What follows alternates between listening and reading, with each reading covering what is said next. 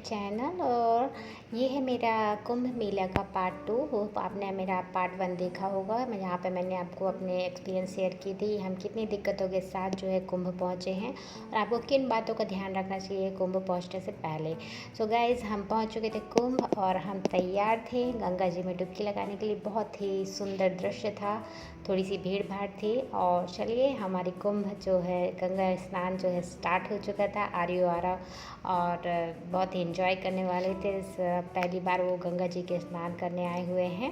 प्रयागराज पहली बार आए। मैं तो पहले भी आ चुकी हूँ गाइस अपनी फ्रेंड्स के साथ, पर मेरी सिस्टर और ये दोनों मेरे किड्स जो हैं वो पहली बार आए हुए हैं।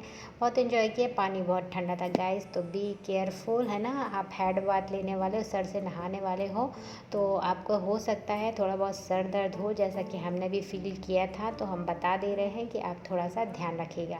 तो गंगा जी जा रहे हैं तो गाइस 5 डुबकियाँ तो मिनिमम आपको लगानी ही है। मोर देन आप कितनी भी लगा सकते हैं, क्योंकि 5 डुबकियाँ कहते हैं अपना घर परिवार, अपना देश, अपना कहना चाहिए जितने भी पूर्वज हैं उन सब के नाम की डुबकी लगाइए, अपने सनातन धर्म के नाम की डुबकी लगाइए गाइस। और ये इसी तरह से बढ़ता रहे, इसी तरह के मेले हमारे जीवन में आते रहें, इस बात का रहे। तो इसी के साथ हमारी बहन भी चल पड़ी हैं डुबकी लगाने के लिए, और वो भी बहुत एक्साइटेड है, बहुत इन्जॉय किया उसने भी। उसकी मतलब कहना चाहिए वो कभी घर से बाहर नहीं निकलती है गाइस, लेकिन इस बार वो जिद पे अड़ गई थी कि मुझे कुंभ तो इस बार जाना ही, चाहे कुछ हो जाए। मतलब इतनी हादसे हो रहे थे, वो हो रहे थे, हम लोग बहुत डर रहे थे, पर उसने कहा नहीं, जो भी हो जाए, अगर मेरी मौत भी लिखी होगी कुंभ के मेले में तो मैं भी तैयार हूँ जाने के लिए।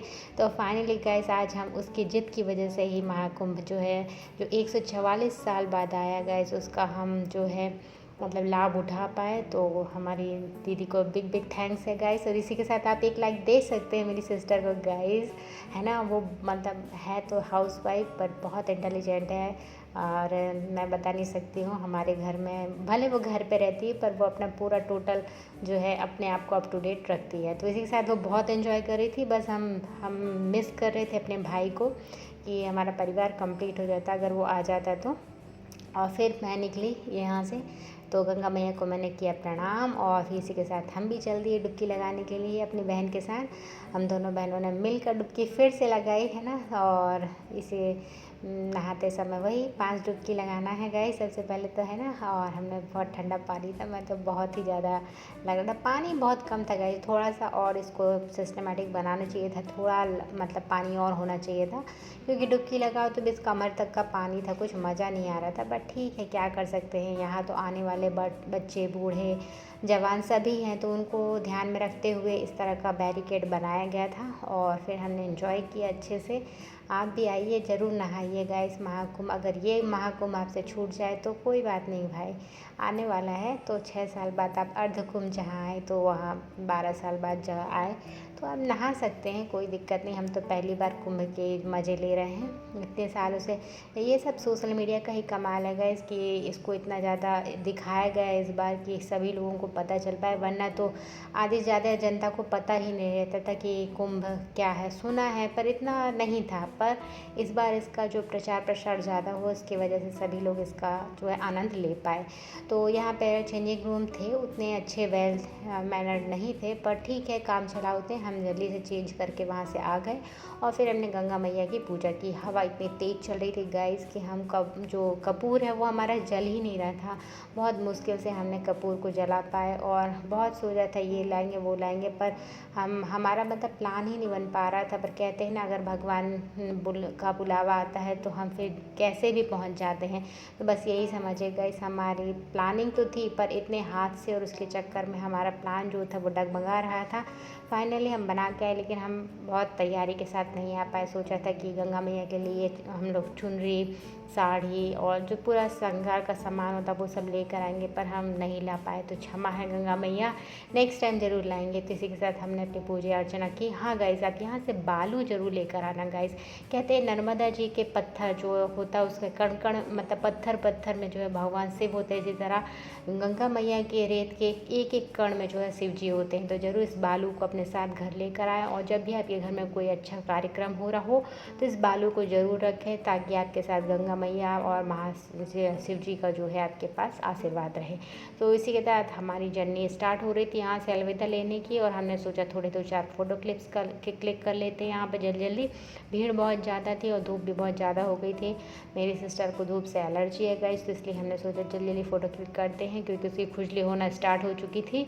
और फिर हम लोग जो है यहाँ से अलविदा कहने के आ गए थे। मन तो बिल्कुल नहीं कर रहा था, पर क्या करें, आता जहाँ से आए हैं वहाँ तो वापस जाना ही ना पड़ेगा गाइस। तो फिर हम लोग बोले चलो अभी और कुछ भी थोड़ा देखना बाकी है तो वो भी देख लेते हैं थोड़े से, है ना। तो अभी करीबन जो है 11:30-12 बज रहे थे यहाँ पर दोपहर का। उतना तेज़ धूप नहीं थी, पर हाँ धूप तो हो गई थी गाइस, मतलब स्वेटर पहनने लायक तो बिल्कुल नहीं थी। तो यहाँ हम रुद्राक्ष मिल रहे थे, साथ ही साथ ये चंदन का टीका लगाना हमारी बहुत ही दिली इच्छा थी गाइस। हमने सोच कर आए थे कि वहाँ से ये ज़रूर लगवाएंगे। आप भी ज़रूर लगवाइएगा ठंडा ठंडा चंदन का ये। और हाँ, पंडित जी को दक्षिणा देना बिल्कुल मत भूलिएगा, वरना राहु केतु के तो आप परेशानियाँ बढ़ ही जाएंगी, है ना। किसी भी इस कार्य के लिए आप चाहे 10 रुपये ही क्यों ना दें, पर आप ज़रूर दीजिए। और कभी भी कोई काम जो है फ्री में नहीं कराना चाहिए, तो पंडित जी को दक्षिणा दिए बगैर तो बिल्कुल मत जाइएगा गाइस। तो हमने ये ठंडा ठंडा चंदन का टीका लगवाया, उसमें ये त्रिशूल बनवाया, और बहुत ही अच्छा लग रहा था। एक मतलब जो कहना चाहिए ब्लेसिंग कहते हैं ना, वो ऐसे उसकी अनुभूति हो रही थी हमें यहाँ पर। और इसी के साथ फिर हम लोग जो है 2-4 और अपनी चंदन वाली के साथ ऐसी फिल्म मतलब फ़ोटो क्लिक किए। फिर इसके बाद हमने ये सिंदूर की ढेरी देख रहे थे, तो मैं सोच रही थी इतना लंबा सिंदूर का ढेर हो सकता है क्या। नहीं गाइस, इसके नीचे जो है ना एक्चुअली बाँस की टोकनी लगी हुई है ऐसे उल्टी, उसमें ये लगे हुए हैं।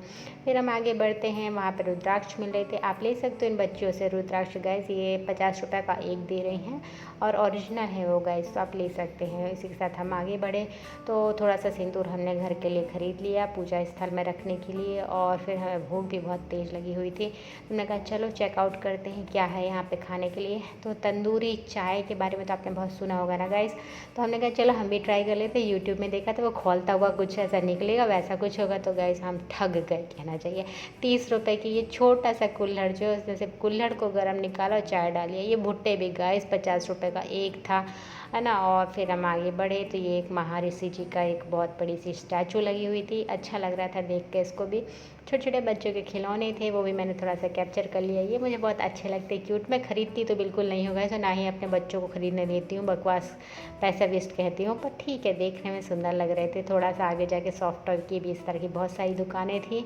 इन्जॉय कर रहे थे हम ट्रिप को, और धीरे धीरे अपने पार्किंग स्थल की ओर बढ़ रहे थे, जहाँ पर हमारी कार पार्क थी, जिसको हम बीच रास्ते में ही छोड़ कर आ गए थे। इसी के साथ हम आगे बढ़े, और हम लोग का समय हो घूमते मतलब हम सेक्टर 10 को ढूंढते ढूंढते गए। यहाँ पर हमारे गए 5:30 बज चुके थे, 6 बजने लगे थे, और हम पहुँच गए थे संगम घाट की तरफ, यानी जो दूसरा अरेल घाट के जस्ट अपोजिट जो था संगम घाट था, जहाँ पे आपने सुना होगा ना वो पीपा पुल और वो सब चीज़ें बनी जहाँ से लोग जाते हैं। तो उसी जगह पे ही हमको ये भंडारा मिल गया। हम तो सोच रहे थे लगता हमारा भंडारा छूट ही जाएगा, पर थैंक गॉड हम इस तरफ आ गए, क्योंकि हमें सेक्टर 10 जाना था। ढूंढते ढूंढते हम लोग इस तरफ पहुँच गए, और फिर हमने यहाँ भंडारा खाया। और हम सेक्टर 10 में जो आ रहे थे वो रावतपुरा सरकार से मिलने आ रहे थे। आप सभी को शायद उनके बारे में पता ही होगा, नहीं होगा तो गूगल कर लीजिए गाइस। बहुत ही फेमस संत हैं, और कहते हैं कि इस तरह का महाकुंभ या किसी भी आप इस धार्मिक स्थल में जाते हैं और ये सब पावन पर्व मनाते हैं, तो एक संत जी के दर्शन करना बहुत ज़रूरी होता है। तो आपका पर्व जो आपने जो महाकुंभ नहाया स्नान किया वो आपका जो है वो कंप्लीट हो जाता है। तो हमने यहाँ पे जो है रावतपुरा सरकार के दर्शन मिल गए, और वो भी हमारे श्रीवास्तव अंकल थे उनकी वजह से मिला, और हमने सभी ने आशीर्वाद लिया। और उन्होंने जो मुझे आशीर्वाद दिया गाइस, हम भगवान की कृपा से वो फुलफिल हो जाए इस 2025 में, तो मैं तो सच में धन धन हो जाऊँ। और इसी के साथ हम लोग जो है करीबन 9 बज रहे थे इस समय, और हम लोग जो है अलविदा कह रहे थे प्रयागराज को। ये आप देख सकते हो, ये यमुना जी का ब्रिज है, बहुत ही सुंदर नज़ारा था, जो सितारों की नगरी कहा जाता है। झिलमिल सितारों है ना, बहुत सुंदर लाइट लग रही थी। मन तो करा था खड़े होकर यहाँ पे थोड़ी देर और रुके, पर गाइस इतना ट्रैफिक था ना कि बस अब लग रहा था कि थक हम इतने गए थे ना कि हमें ऐसा लग रहा था कि बस जैसे तैसे पहुंच जाए। तो हमारा तो ज़्यादा कुछ यहाँ पे घूमना नहीं हो पाया, पर आप ज़रूर 2-3 दिन का टाइम लेकर आए, आराम से यहाँ पर रहें, तो आप अच्छे से एंजॉय कर पाएंगे। तो इसी के साथ हम पहुँच चुके थे अपने घर। दूसरे दिन सुबह के बज रहे थे 8:10 हो रहे थे, और हम जो है निवास आ गए थे, अपने घर की तरफ बढ़ रहे थे, जहाँ हमारा इंतज़ार हमारे 2 प्यारे प्यारे कुत्ते डॉगी और लीसू हमारे इंतज़ार करते। साथ ही साथ हमारा भाई भी हमारा इंतज़ार कर रहा था और बेला भी आ चुकी थी आर्य आरव को मार पीट के सीधे स्कूल भेजने की। तो हम लोग जल्दी जल्दी अपने घर पहुंचते हैं। मेरी दीदी ने जो है बोला कि लंच जो है हम बाद में बना कर भेज देंगे, और जल्दी जल्दी आर्य आरव नहाए और इसके बाद वो लोग जो है स्कूल के लिए निकल गए। तो घर पहुंचते हैं हम लोग, और हमारा ट्रिप तो बहुत अच्छा रहा, यादगार रहा। और बस थोड़ी परेशानी थी, लेकिन गंगा जी की डुबकी लगाते ही वो सारी परेशानियाँ दूर हो गई। तो आपकी जर्नी में कैसी रही मेरे साथ आप कमेंट सेक्शन में ज़रूर शेयर कर सकते हैं गाइस। इसी के साथ आपसे लेती हूँ अलविदा, मिलती हूँ नेक्स्ट वीडियो पे। Bye bye, take care.